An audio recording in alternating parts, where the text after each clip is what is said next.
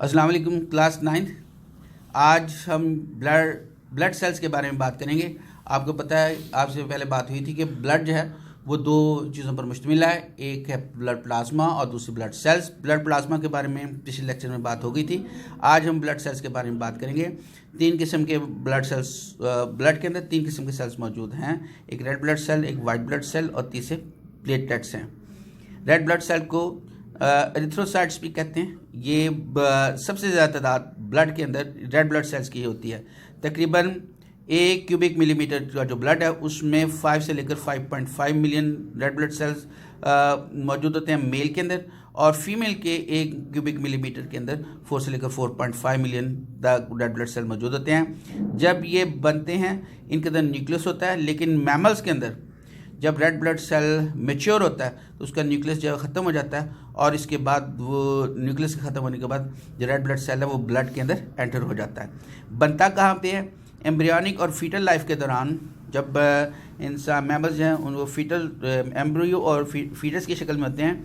ये जो red blood cells हैं ये लिवर और स्प्लीन के अंदर बनते हैं, लेकिन अडल्ट के अंदर ये रेड बोन मैरो के अंदर बनते हैं, जो कि शॉर्ट और फ्लैट बोन्स के अंदर वो मौजूद होती है, सच जैसे कि स्टर्नम और रिब्स और वर्टिब्री, इनके अंदर रेड ब्लड सेल बनता है।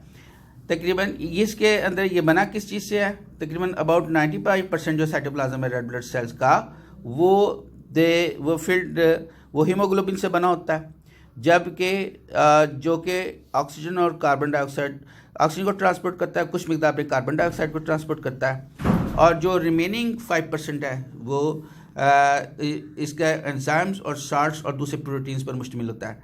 रेड ब्लड सेल जो है इसकी शक्ल बाइकनकेव होती है, दो तरफा उभरी होती है, और इसके अंदर इसके ऊपर इलास्टिक सेल मेम्ब्रेन होती है जो लचक आती है, और इसकी इलास्टिसिटी की वजह से रेड ब्लड सेल जो है छोटी बारीक नालियों के अंदर से आराम से गुजर जाता है। बेटा ये रेड ब्लड सेल की ये फिगर दिखाई गई है, इसमें देखिए ये बाइकनकेव फिगर है इसकी। इसके बाद average life span red blood cell का तकरीबन 4 महीने होता है, 4 मंथ है, 120 डेज है। इसके बाद ये लीवर में लेकर जाया जाता है और वहाँ पर इसको ब्रेक डाउन कर दिया जाता है, और फेगोसाइटोसिस के ज़रिए एक नॉर्मल पर्सन के अंदर 2 से 10 मिलियन रेड ब्लड सेल जो हैं वो बनते हैं हर सेकंड में, और उतने ही तकरीबन डिस्ट्रॉय किए जाते हैं। उसके बाद बेटा अब हमने पढ़ना है white blood cell. White blood cell को, रेड ब्लड सेल को एरिथ्रोसाइट्स कहते हैं, और वाइट ब्लड सेल जो है बेटा ल्यूकोसाइट कहते हैं, उनको ल्यूकोसाइट्स कहा जाता है।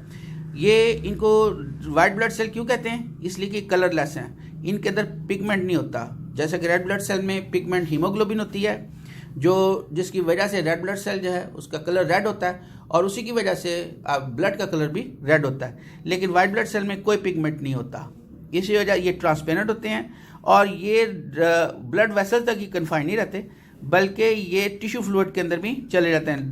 ब्लड वेसल से बाहर निकलते हैं और टिश्यू फ्लूइड के अंदर भी जा सकते हैं। 1 क्यूबिक मिलीमीटर ब्लड का, उसके अंदर तकरीबन 7000 से लेकर 8000 तक वाइट ब्लड सेल होते हैं।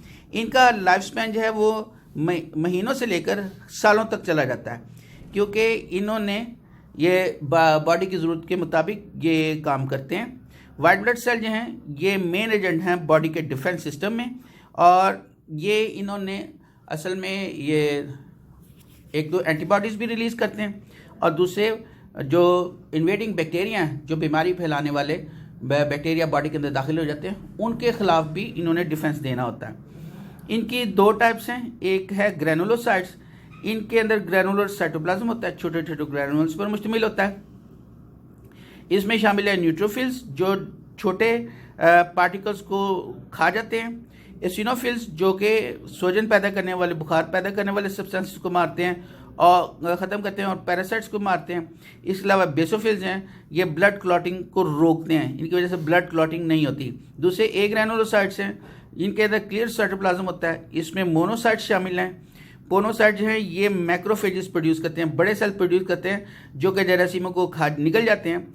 इसके अलावा बी एंड टी लिम्फोसाइट्स हैं, ये एंटीबॉडीज़ प्रोड्यूस करते हैं और जर्म्स को ख़त्म करते हैं। बेटा वाइट ब्लड सेल भी लॉन्ग क्वेश्चन की हैसियत से आ सकता है, रेड ब्लड सेल भी लॉन्ग क्वेश्चन की हैसियत से आ सकता है, इनको इसी तरह याद कर लीजिएगा। इसके अलावा ग्रैनुलोसाइट्स और एक ग्रेनुलोसाइट्स का शॉर्ट क्वेश्चन भी पूछा जा सकता है।